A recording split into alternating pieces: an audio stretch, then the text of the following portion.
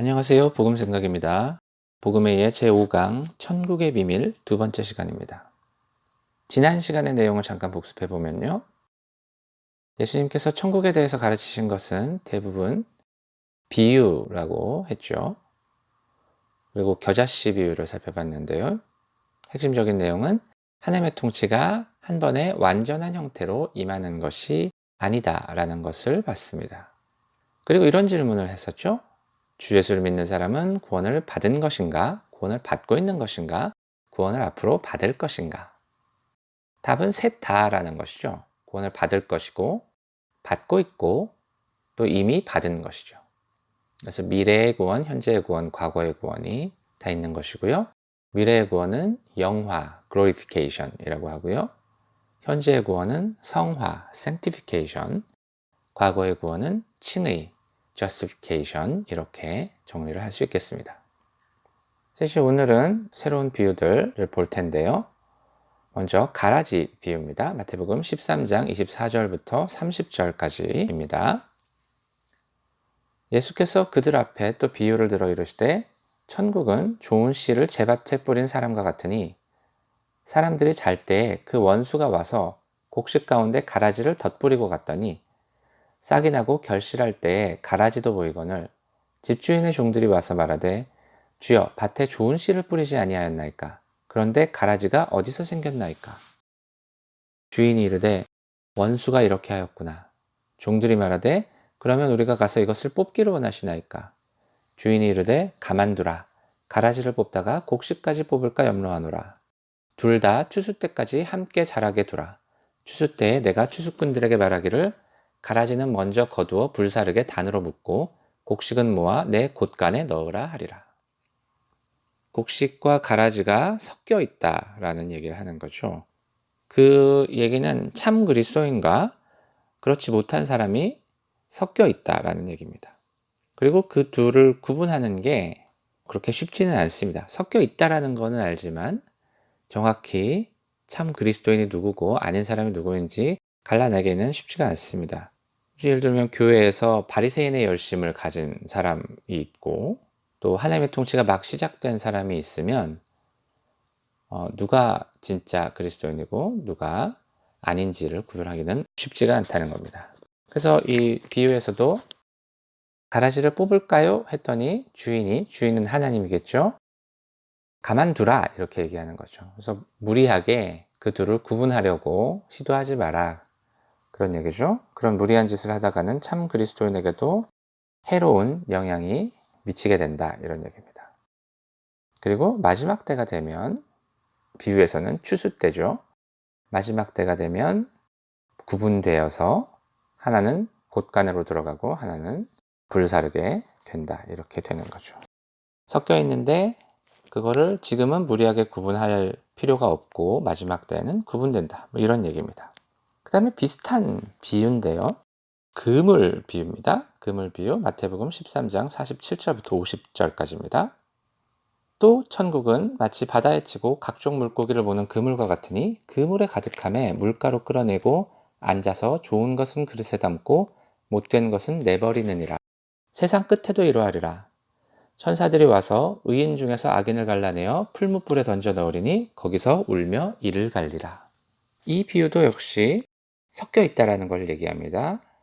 좋은 물고기와 못된 물고기, 본문에는 못된 것이라고 되어 있는데 물고기가 섞여 있어서 그것을 서로 갈라낸다라는 거죠. 그래서 역시 동일하게 참 그리스도인과 그렇지 않은 사람이 섞여 있고 마지막 때가 되면 그것이 구분될 것이다 이런 얘기를 하는 겁니다. 그 다음에 살펴볼 비유는 씨 뿌리는 비유입니다. 마태복음 13장 18절부터 23절까지입니다. 그런즉 씨 뿌리는 비유를 들으라. 아무나 천국 말씀을 듣고 깨닫지 못할 때는 악한 자가 와서 그 마음에 뿌려진 것을 빼앗나니 이는 곧 길가에 뿌려진 자요.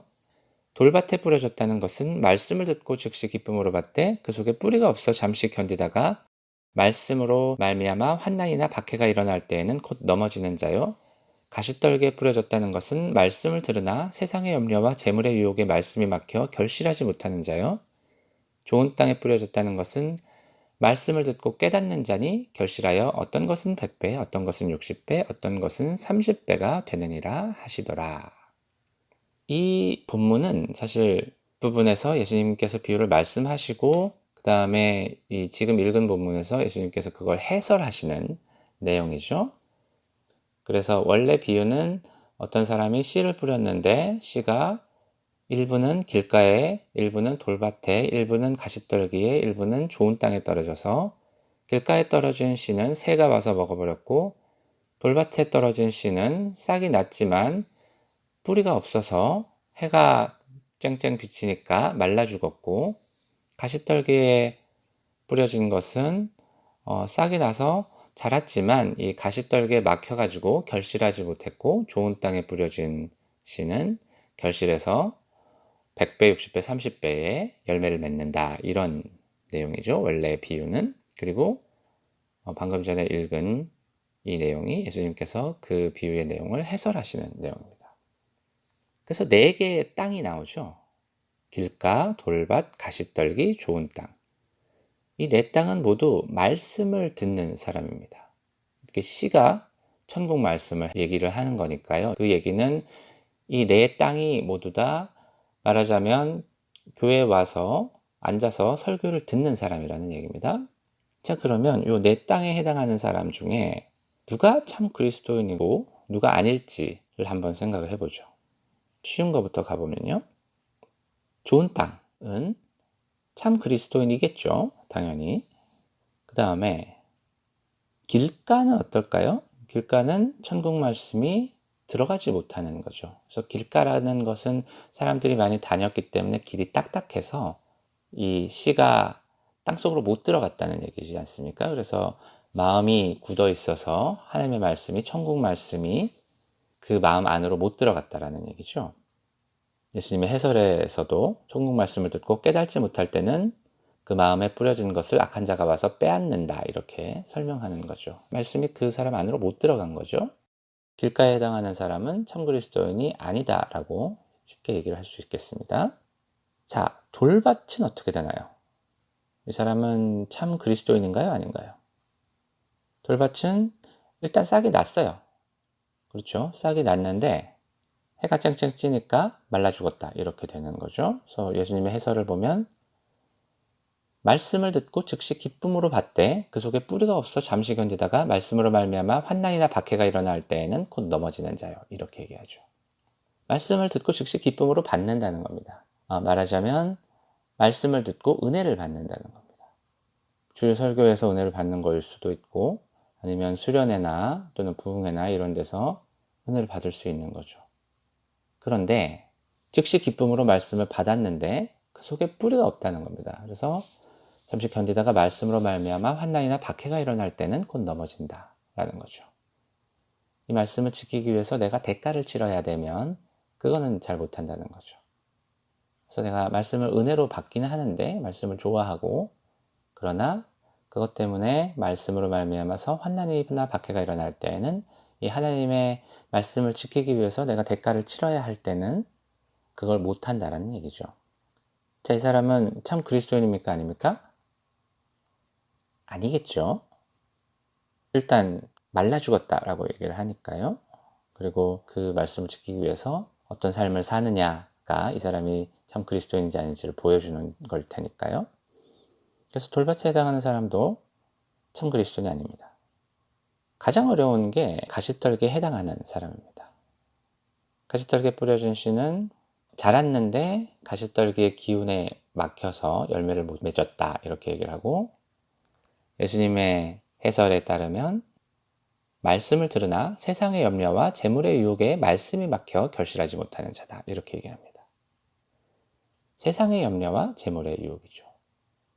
자, 이런 사람은 예를 들면 이런 겁니다. 말씀을 깨닫고요. 그래서 어떻게 살아야 되는지 알게 됩니다. 그래서 이렇게 살아야 된다라는 것에 대해서 동의를 하게 되고, 그런데 내가 하나님의 뜻에 대해서 살아야 되는 줄 알지만, 이렇게 살아야 되는 줄 알지만 일단은 대학에 가야 되겠고, 일단은 취직을 해야 되겠고, 일단은 연애를 해야 되겠고, 일단은 차를 사야 되겠고, 일단은 먼저 집을 사야 되겠고, 이렇게 되는 겁니다.